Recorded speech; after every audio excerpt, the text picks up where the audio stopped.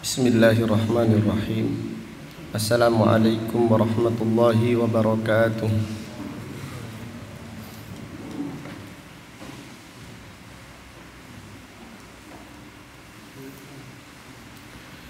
Innal hamdalillah nahmaduhu wa nasta'inuhu wa nastaghfiruh wa na'udzu billahi min syururi anfusina wa min sayyiati a'malina. May yahdihillahu fala mudilla lahu wa may yudlil fala hadiya lahu. Wa ashhadu an la ilaha illallah wahdahu la syarika lah. Wa ashhadu anna Muhammadan abduhu wa rasuluh. Amma ba'du fa inna asdaqal hadithi kitabullah wa khairal hadyi hadyu Muhammadin sallallahu alaihi wasallam wa syarrul umuri muhdatsatuha wa kullu muhdatsatin bid'ah wa kullu bid'atin dhalalah wa kullu dhalalatin finnar. Alhamdulillah, pada siang yang berbahagia ini, yaitu hari Ahad tanggal 8 bulan Rabiul Awal tahun 1442 Hijriah, dengan izin Allah Subhanahu wa taala kita melanjutkan kembali kajian tafsir Al-Qur'an dari kitab Taysirul Karimir Rahman fi tafsiri Kalamil Mannan yang ditulis oleh Fadilatul Syekh Al-Allamah Abdurrahman ibnu Nasir ibni Abdullah As-Sa'di, ulama besar yang dilahirkan pada tahun 1307 Hijriah dan meninggal dunia pada tahun 1376 Hijriah, rahimahullahu ta'ala rahmatan wasi'ah.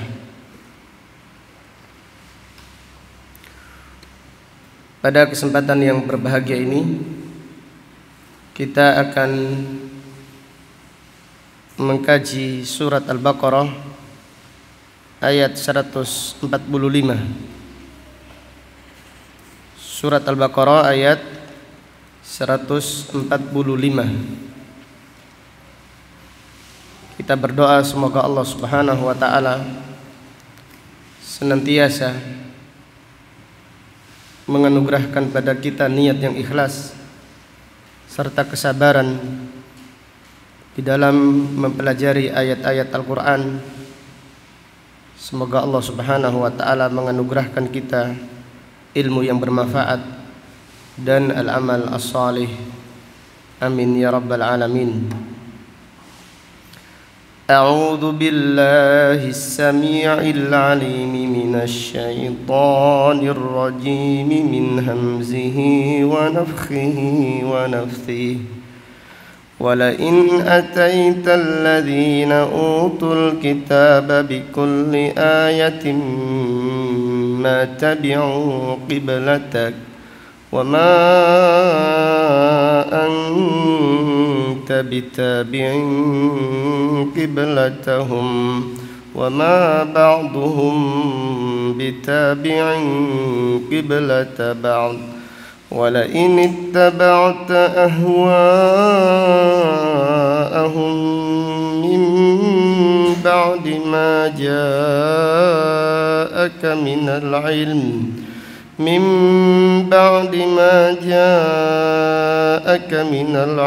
إنك إذا لمن الظالمين.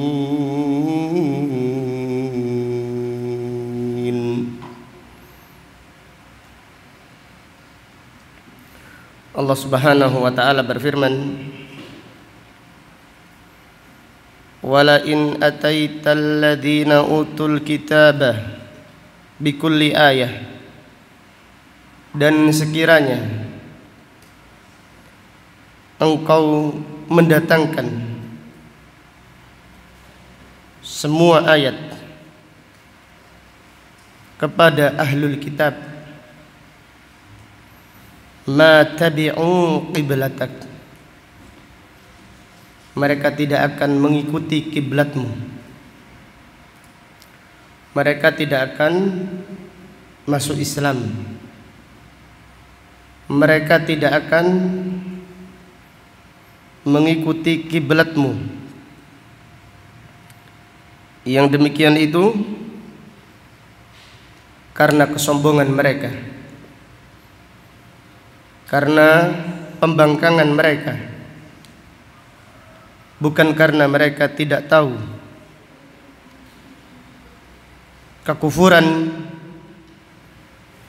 ahlul kitab adalah kufur karena kesombongan, karena permusuhan, dan karena kedengkian. Maka Allah Subhanahu wa ta'ala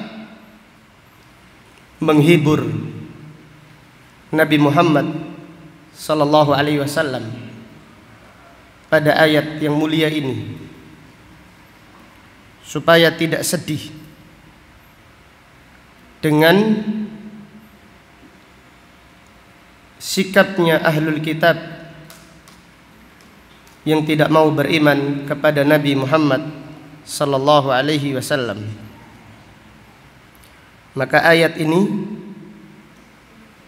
bukan menjelaskan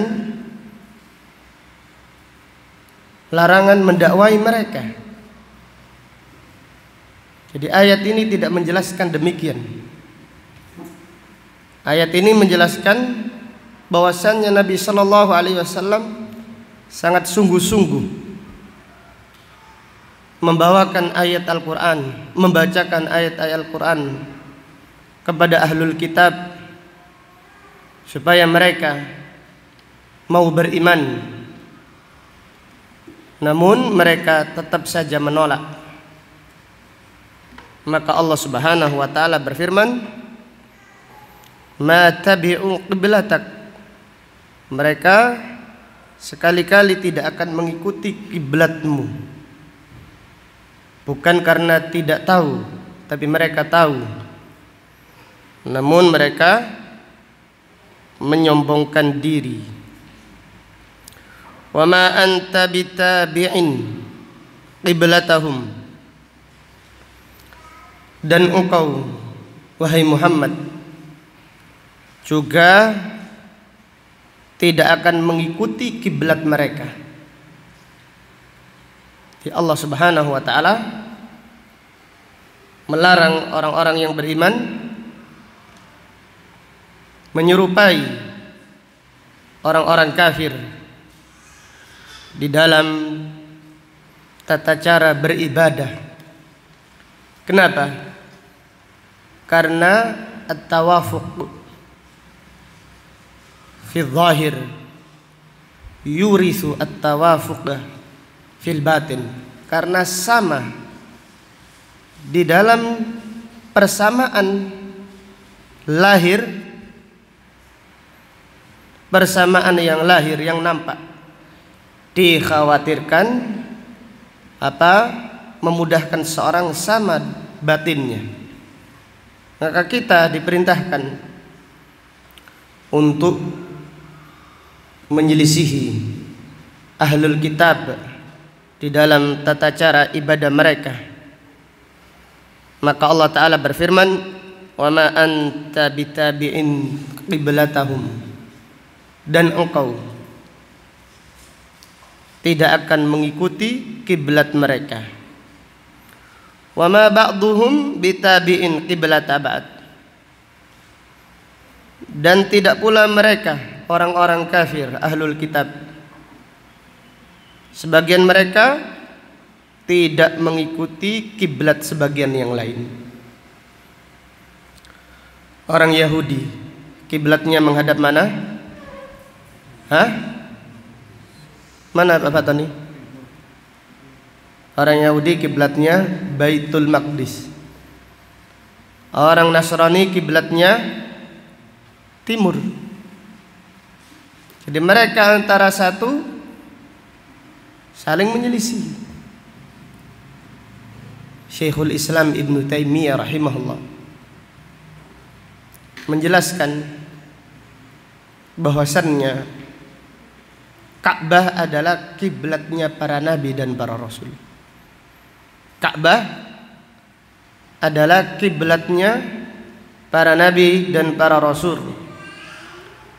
Namun dirubah karena perselisihan ahlul kitab.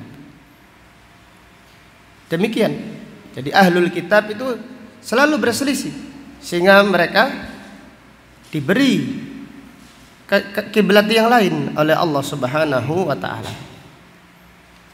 Sebagaimana halnya hari yang terbaik itu hari apa? Hari Jumat. Jadi ini diketahui oleh ahlul kitab. Namun karena mereka berselisih, mereka tidak diberi oleh Allah hari Jumat. Orang Yahudi diberi hari Sabtu, sedangkan orang-orang Nasrani diberi hari Ahad. Adapun hari yang terbaik adalah hari untuk umat Islam. Maka makna firman Allah, wa ma ba'duhum bitabi'in qiblata ba'd, dan tidaklah sebagian mereka mengikuti kiblat sebagian yang lain. Itu orang Yahudi salatnya menghadap Baitul Maqdis. Adapun orang-orang Nasrani salatnya menghadap timur. Dan itu awalnya karena perselisihan mereka. Karena mereka suka berselisih, maka mereka dipalingkan oleh Allah Subhanahu wa taala dari kiblat yang terbaik.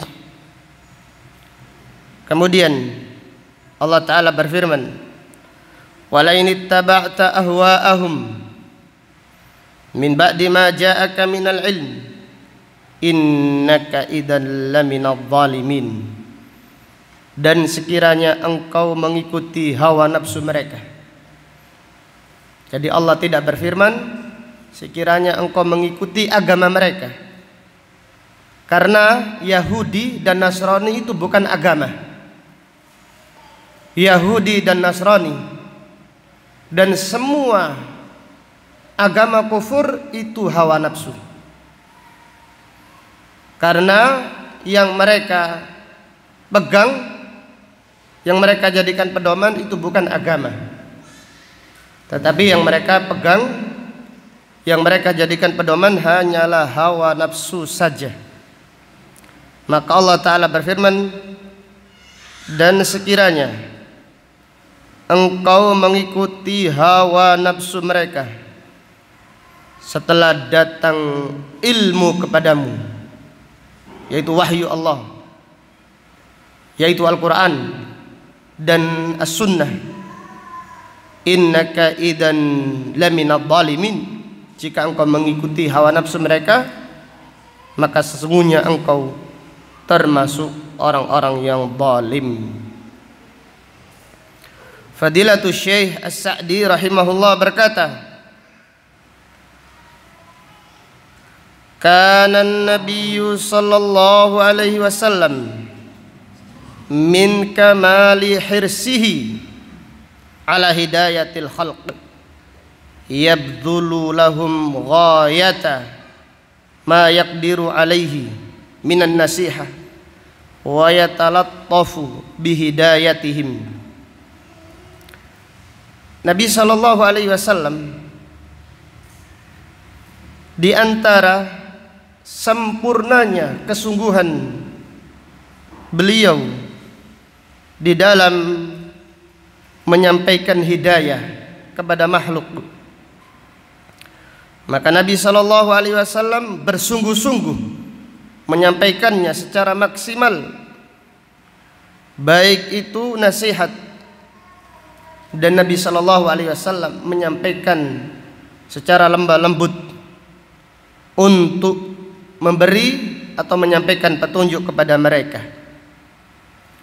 Wa yahzanu idza lam yanqadu li amrillah, Nabi Shallallahu Alaihi Wasallam sedih jika mereka tidak mau taat, tidak mau tunduk terhadap perintah Allah. Demikian maksud ayat-ayat semacam ini. Seperti halnya Allah Ta'ala berfirman, innal ladzina kafaru sawa'un 'alaihim a'angdartahum am lam tungdirhum la yu'minun. Sesungguhnya orang-orang kafir sama saja engkau beri peringatan kepada mereka atau tidak engkau beri peringatan pada mereka, mereka tidak mau beriman. Maksud ayat ini itu apa? Apakah maksud ayat ini gak usah didakwai, gak usah dinasehati, biarkan saja mereka tersesat? Kalau Allah memberi petunjuk, ya Allah memberi petunjuk. Bukan seperti itu. Maksud ayat ini adalah menjelaskan bahwasannya Nabi Shallallahu Alaihi Wasallam bersungguh-sungguh mendakwai orang-orang kafir, bersungguh-sungguh mendakwai orang-orang Yahudi supaya masuk Islam, supaya mengikuti Nabi Muhammad Sallallahu Alaihi Wasallam, membacakan ayat-ayat Al-Quran, menyampaikan wahyu. Namun mereka enggan, padahal mereka tahu. Sehingga Nabi Sallallahu Alaihi Wasallam sedih. Maka Allah Subhanahu Wa Taala menghibur Nabi Muhammad Sallallahu Alaihi Wasallam. Maka ayat-ayat semacam ini adalah tasliyatun minallah lirrasuli sallallahu alaihi wasallam. Allah Subhanahu wa taala menghibur Nabi Muhammad sallallahu alaihi wasallam karena beliau sangat bersungguh-sungguh, kepingin sekali. Jadi Nabi sallallahu alaihi wasallam sangat bersungguh-sungguh menyampaikan ayat-ayat Al-Qur'an kepada orang-orang Yahudi.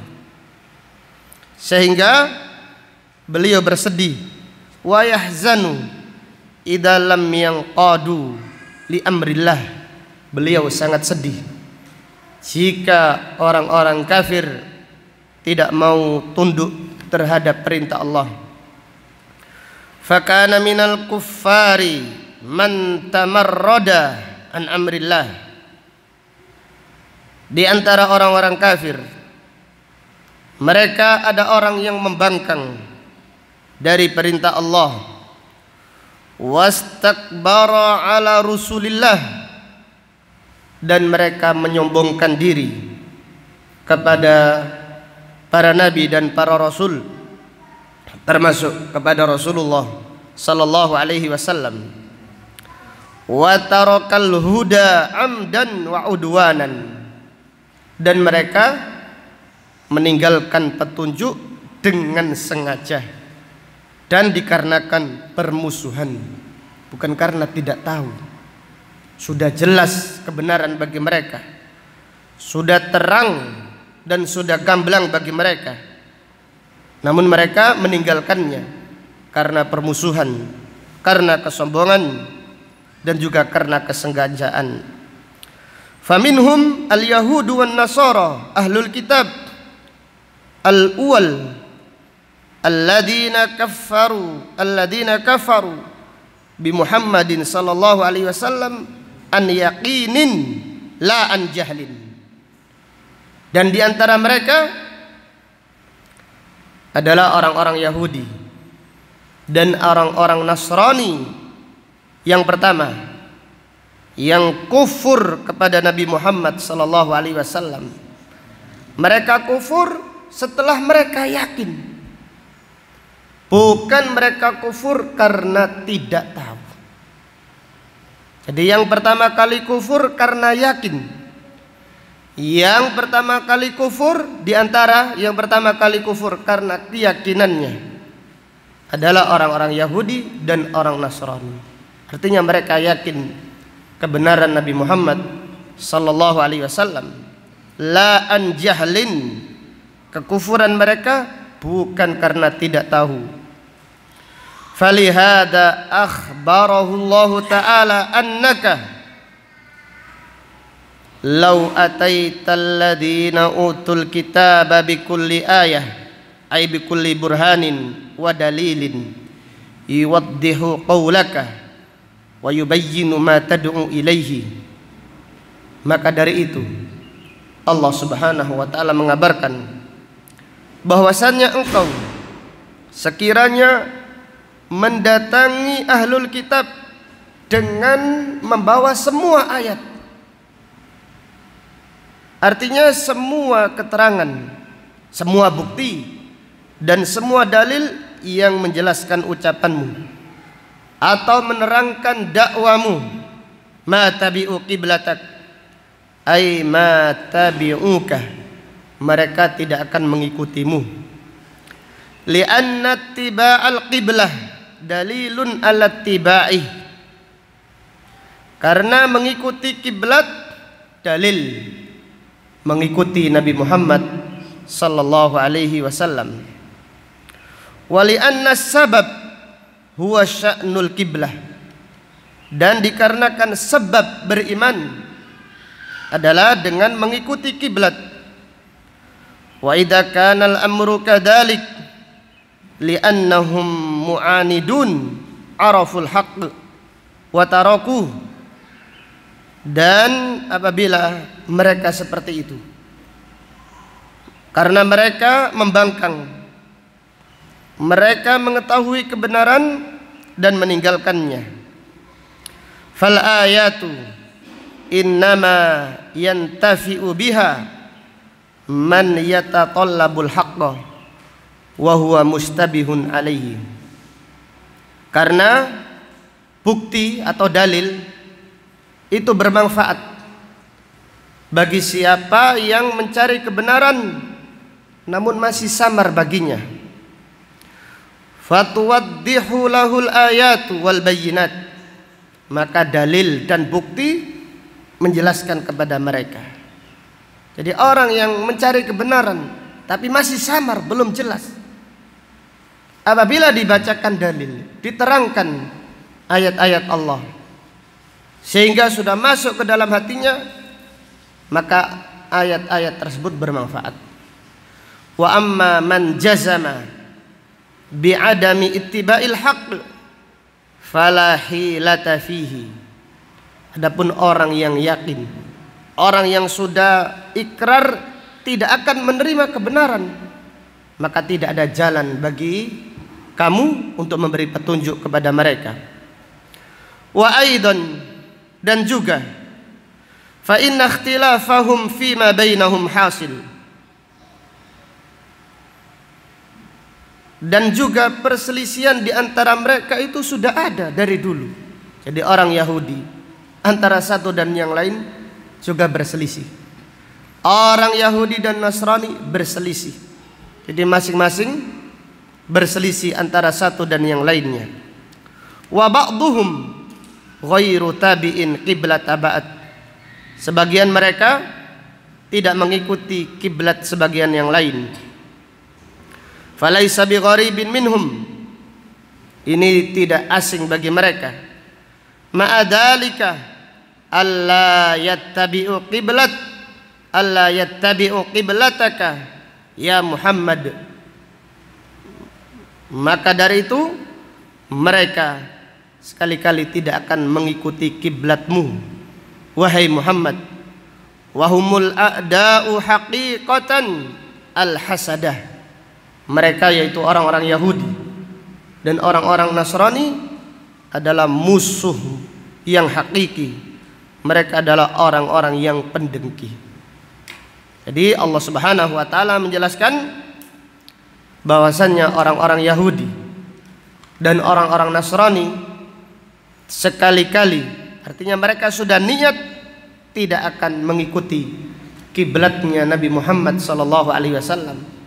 Maka Allah Subhanahu wa taala menghibur nabinya supaya jangan bersedih, bukan supaya berhenti apa? Dakwah. Dakwah terus.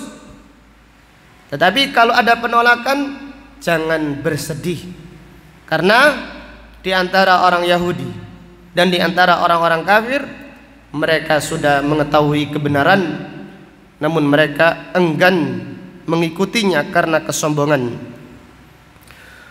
Wa qauluhu, dan Allah Ta'ala berfirman, wa ma anta bitabi'in qiblatahum, dan engkau sekali-kali tidak akan mengikuti kiblat mereka. Ablahu min qawlihi wa la tattabi'. Ayat ini lebih kuat daripada jika Allah berfirman jangan mengikuti mereka, dan engkau sekali-kali tidak mengikuti kiblat mereka. Ini lebih kuat daripada firman Allah sekiranya Allah berfirman jangan ikuti kiblat mereka. Lianna dzalika yatadamman annahu sallallahu alaihi wasallam ittasafa bi mukhalafatihim, karena yang demikian itu menjelaskan bahwasannya Nabi Muhammad sallallahu alaihi wasallam disifati. Jadi salah satu sifatnya Nabi sallallahu alaihi wasallam, beliau selalu menyelisihi orang-orang kafir, terutama menyelisihi orang-orang Yahudi, ahlul kitab, di dalam tata cara beribadah. Fala yumkinu wuqu'u dzalika min, maka tidak mungkin Nabi Muhammad sallallahu alaihi wasallam menyerupai ahlul kitab di dalam tata cara beribadah. Walam yaqul walau atau bikulli ayah li'annahum la dalila lahum ala qaulihim. Allah Subhanahu wa taala tidak berfirman walau atau bikulli ayah, mereka tidak mendatangkan setiap ayat karena mereka tidak punya dalil atas ucapan mereka. Karena Yahudi sudah banyak dirubah, tidak punya dalil. Wa kadzalika idza tabayyana al-haqq bi adillatihi al-yaqiniyah lam yalzam al-ityana bi ajwiwatis syubah al-warida alaihi. Demikian pula apabila sudah jelas kebenaran dengan dalil-dalilnya yang yakin, maka tidak perlu membantah syubhat yang datang. Jadi apabila kebenaran itu sudah jelas, sudah gamblang dengan dalilnya, maka tidak perlu untuk membantah syubhat. Li'annahu la haddalaha, karena syubhat itu tidak ada ukurannya. Syubhat itu selalu datang, yang penting jelaskan kebenaran. Adapun syubhat jangan dihiraukan. Ini keterangan Fadilatul Syekh Sa'di. Wali annahu yu'lamu butlanuha lil ilm bi anna kullama nafal haqqal wadih fahuwa batil. Dan bahwasannya syubhat itu diketahui batalnya. Diketahui batalnya, syubhat itu batal karena semua yang menyelisihi kebenaran yang jelas fahuwa batil. Jadi semua yang menyelisihi kebenaran yang jelas maka itu ada batil. Fayakunu hallu syubah min babit tabarru'. Maka apabila demikian, membantah syubhat itu sifatnya seperti tabarru', seperti sedekah saja, anjuran. Tidak ada apa? Kewajiban. Maka Imam Malik rahimahullah dalam hal ini, ketika dijelaskan banyak kelompok bid'ah yang bermunculan di Irak, Imam Malik menulis kitab Al-Muwatta, tidak membantah syubhat mereka, tetapi menjelaskan sunnah. Kenapa? Apabila sunnah itu jelas, apabila kaum muslimin berpegang teguh dengan sunnah dengan kuat, maka apabila ada sesuatu yang asing, syubhat, mereka tahu ini syubhat, ini salah. Jelas ya? Apabila ingin mengetahui bagaimana hadis yang palsu, hadis yang lemah, ya sampaikan apa? Sampaikan apa? Hadis yang sahih, sampaikan. maksimalkan menyampaikan hadis yang sahih. Sehingga kaum muslimin terbiasa mendengarkan hadis yang sahih. Kemudian kalau ada hadis yang lemah, mereka akan merasa asing. Dari mana ini riwayatnya? Tidak jelas. Tidak ada dalam kutubus sittah atau yang lainnya. Demikian. Maka ini yang dimaksud oleh Fadilatul Syekh As-Sa'di. Pada asalnya kita diperintahkan menjelaskan Al-Quran, As-Sunnah, jelaskan. Apabila sudah disampaikan dengan maksimal, apabila sudah disampaikan dengan dalilnya yang yakin, sehingga kebenaran jelas, wadih, maka apabila ada yang menyelisihinya, berarti ini subhat batil. Membantah subhat itu tidak wajib. Maka Fadilatul Syekh As-Sa'di berkata, fayakunu hallu syubah min babit tabarru ay laisa wajiban. Dengan demikian, apabila kebenaran sudah disampaikan dengan jelas, membantah subhat itu sifatnya anjuran, bukan kewajiban. Kemudian Allah Ta'ala berfirman, wala ini taba'ta ahwa'ahum, dan sekiranya engkau mengikuti hawa nafsu mereka, innama qala ahwa'ahum walam yaqul dinahum. Allah berfirman hawa nafsu mereka, Allah tidak berfirman agama mereka. Lianna ma hum alaihi mujarratu ahwiyati nafsin, karena yang mereka pegang bukan agama, tetapi hawa nafsu belaka. Hatta hum fi qulubihim ya'lamuna annahu laisa bidinin. Bahkan mereka, orang Yahudi dan Nasrani, jika melihat dengan hati nurani mereka, mereka tahu yang mereka pegang selama ini bukan agama, tapi yang mereka pegang adalah hawa nafsu. Wa man tarakad din ittaba al hawa wala mahalah. Siapa yang meninggalkan agama, maka mereka pasti mengikuti hawa nafsu. La mahalah, tidak ada jalan yang lain, itu pasti. Demikian semua yang mengamalkan bid'ah, mereka itu mengikuti hawa nafsu. Jadi mereka tidak ada dalil.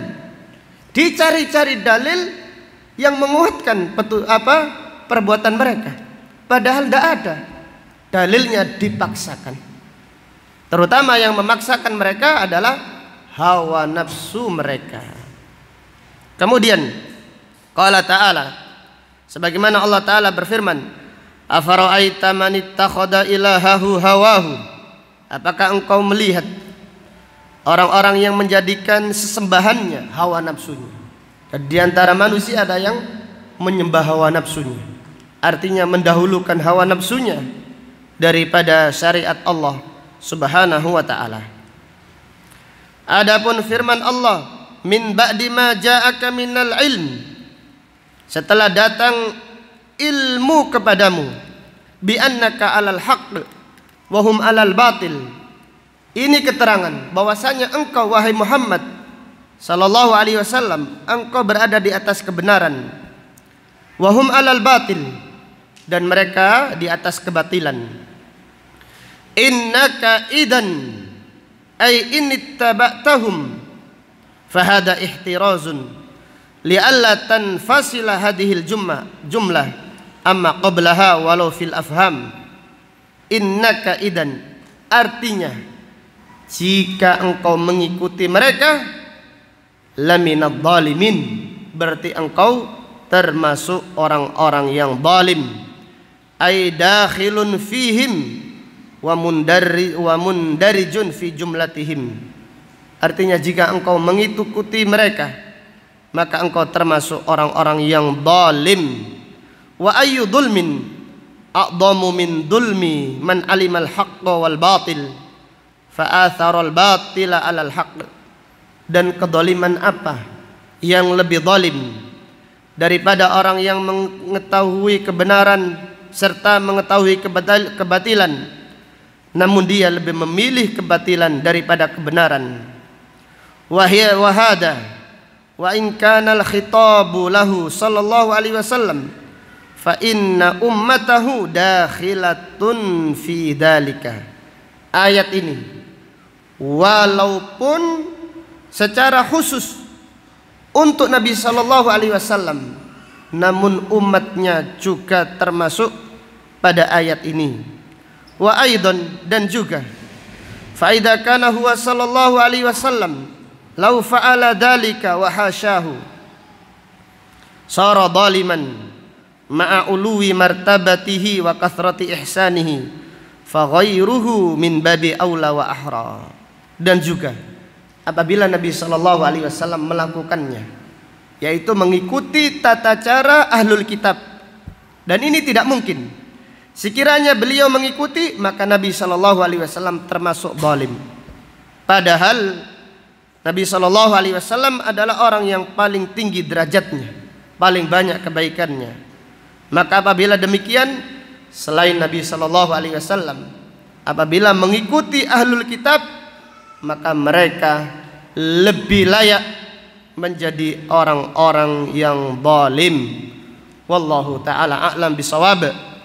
Dari ayat ini terdapat beberapa pelajaran yang bisa diambil. Fihi hirsun nabiyyi sallallahu alaihi wasallam ala hidayatil khalq. Kesungguhan Nabi sallallahu alaihi wasallam, kesungguhan Nabi sallallahu alaihi wasallam di dalam menyampaikan petunjuk kepada manusia. Kesungguhan Nabi sallallahu alaihi wasallam di dalam menyampaikan petunjuk kepada umat manusia. Demikian. Jadi ayat-ayat semacam ini adalah keterangan yang menjelaskan betapa sungguh-sungguhnya Nabi sallallahu alaihi wasallam ingin menyampaikan petunjuk, ingin mendakwai orang-orang kafir supaya mereka masuk Islam.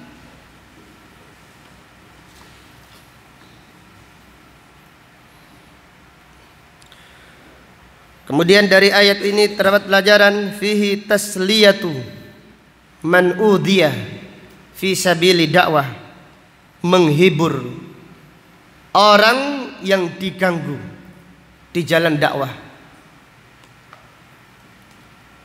Jadi anjuran menghibur, mensupport, memotivasi siapa yang diganggu di jalan dakwah, dakwanya ditolak, dakwanya dimusuhi, dihibur, bukan langsung disalahkan supaya tidak kecil hatinya, tapi diangkat dulu maknawiyahnya, diangkat dulu semangatnya, dijunjung dulu semangat. Biasa, penolakan itu biasa. Mereka orang yang seperti itu tetap semangat. Baru setelah itu dinasehati, diberi arahan cara yang terbaik. Jelas ya? Kenapa? Karena yang punya semangat dakwah itu sedikit. Kalau sedikit ini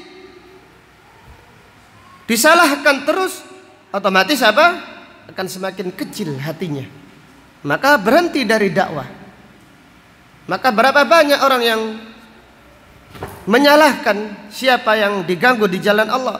Setelah itu tidak ada dakwah, tidak ada yang memberi motivasi. Karena manusiawi perlu motivasi. Manusiawi sedih kalau ditolak. Ini Nabi SAW, manusia yang paling kuat dakwanya, paling semangat perjuangnya. Tetapi beliau adalah manusia yang ketika ada penolakan, ada gangguan, Nabi SAW juga bisa bersedih.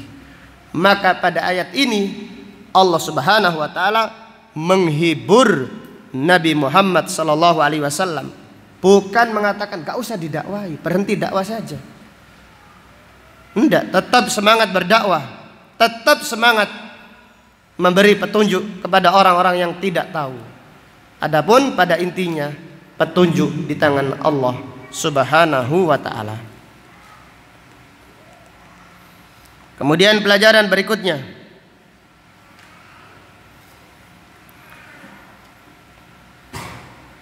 fihi annal hidayata biyadillah la biyadil anbiya. Petunjuk itu di tangan Allah, bukan di tangannya para nabi dan para rasul.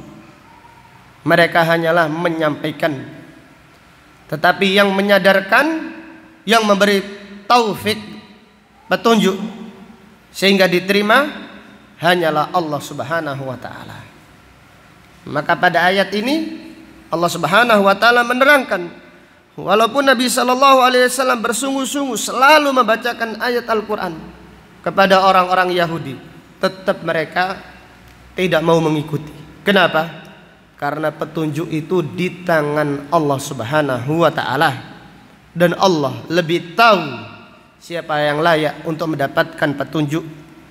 Maka Allah taala berfirman, innaka la tahdi man ahbabta walakin Allah yahdi man yasha wa huwa a'lamu bil muhtadin. Kemudian pelajaran berikutnya, fihi da'watul kuffari ilal Islam bil Quran. Mendakwai orang kafir supaya masuk Islam dengan dibacakan Al-Quran. Mendakwai orang kafir supaya masuk Islam dengan dibacakan Al-Quran. Maka lihatlah Nabi Shallallahu Alaihi Wasallam pada ayat ini selalu membacakan Al-Quran kepada orang-orang Yahudi. Demikian dakwah. Ini adalah dakwah yang terbaik. Kalau mereka menerima, alhamdulillah.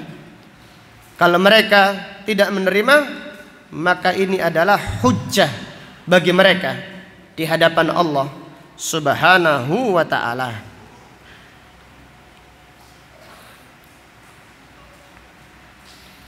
Kemudian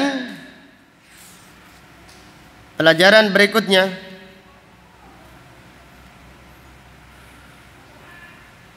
fihi al-amru bimukhalafati ahlil kitabi wal kufar.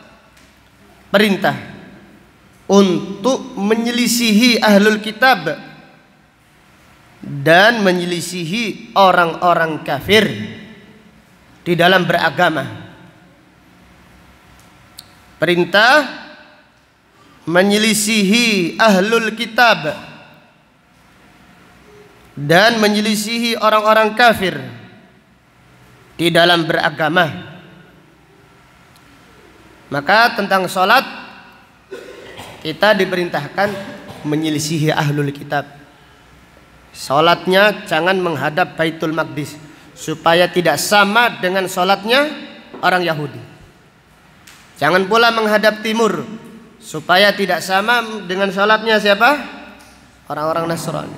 Tapi menghadaplah Al-Ka'bah, karena ini adalah kiblatnya yang terbaik. Jadi di dalam sholat kita menyelisihi ahlul kitab.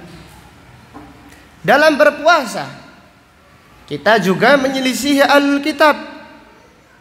Rasulullah Sallallahu Alaihi Wasallam bersabda tentang apa yang menyelisih ahlul kitab. Salah satunya sahur.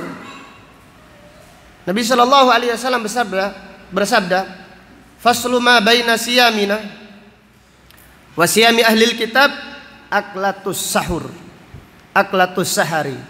Yang membedakan puasa kita dan puasanya orang-orang Yahudi dan Nasrani adalah makan sahur. Maka siapa yang puasanya dengan sengaja tanpa sahur, maka puasanya mengikuti ahlul kitab, bukan mengikuti Nabi Muhammad Sallallahu Alaihi Wasallam. Dan yang lain banyak sekali dalil yang memerintahkan kita supaya menyelisihi ahlul kitab di dalam beragama. Di antaranya ayat ini Allah Ta'ala berfirman, wa ma anta bittabi'in qiblatahum. Pelajaran berikutnya, fihi al-muwafaqatu fi dhahir turithu al-muwafaqatu fil batin. Al-muwafaqatu fi dhahir turithu al-muwafaqata fil batin. Menyerupai yang lahir, menyerupai yang nampak, menjadikan seseorang menyerupai yang batin. Yang diserupai yang nampak dulu, lama-lama yang diserupai batin. Jadi lama-lama agamanya atau tata cara beragama sama dengan orang-orang Yahudi, sama dengan orang-orang Nasrani. Maka yang lahir jangan menyerupai, jangan serupai mereka, tapi serupailah para sahabat. Kenapa? Al-muwafaqah, at-tawafuq fil zahir, yurithu at-tawafuq fil batin. Menyerupai yang lahir, yang nampak, menjadikan seseorang menyerupai yang batin. Maka jangan serupai ahlul kitab, tapi serupailah sahabat Nabi radhiyallahu anhum ajma'in.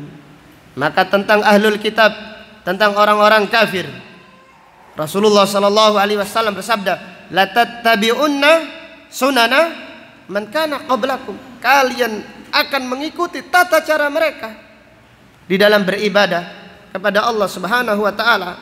Apabila orang-orang Nasrani punya hari raya kelahiran nabinya, maka umat Islam pun tidak mau kalah.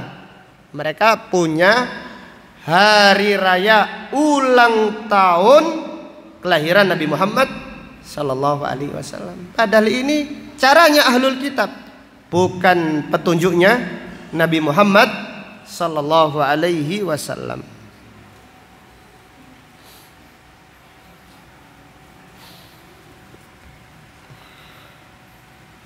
Kemudian pelajaran berikutnya,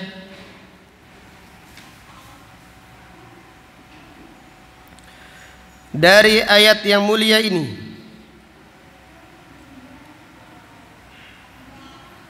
terdapat pelajaran dhammu taqdimil hawa ala syariah, celaan bagi orang-orang yang mendahulukan hawa nafsunya, celaan bagi orang-orang yang mendahulukan hawa nafsunya mendahului syariat.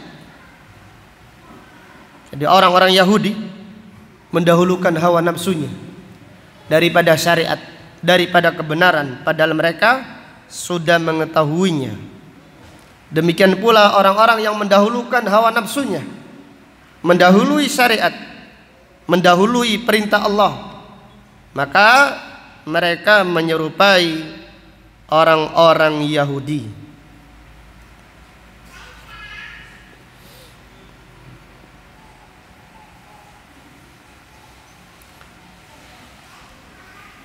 Kemudian dari ayat ini terdapat pelajaran fihi annal ilma ma jaa anillah minal qur'ani was sunnah.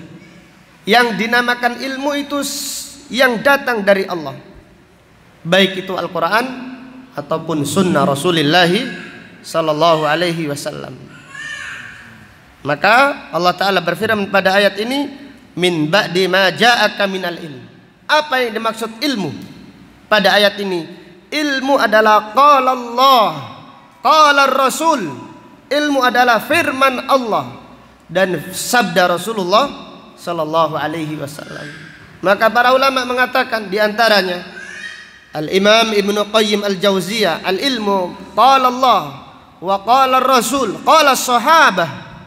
Ilmu adalah firman Allah. Ilmu adalah sabda Rasulullah sallallahu alaihi wasallam. Ilmu adalah ucapan para sahabat, ucapan salafus salih. Inilah ilmu yang hakiki, ilmu yang barakah, diberkahi oleh Allah Subhanahu wa ta'ala. Kemudian dari ayat yang mulia ini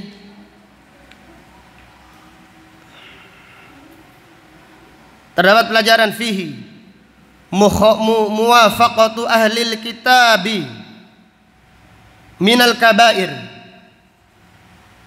Menyerupai ahlul kitab di dalam masalah agama termasuk dosa besar, bukan dosa kecil.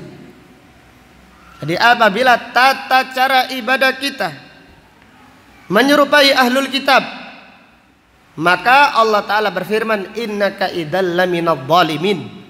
Ini menunjukkan bukan dosa kecil, ini adalah dosa besar. Kenapa?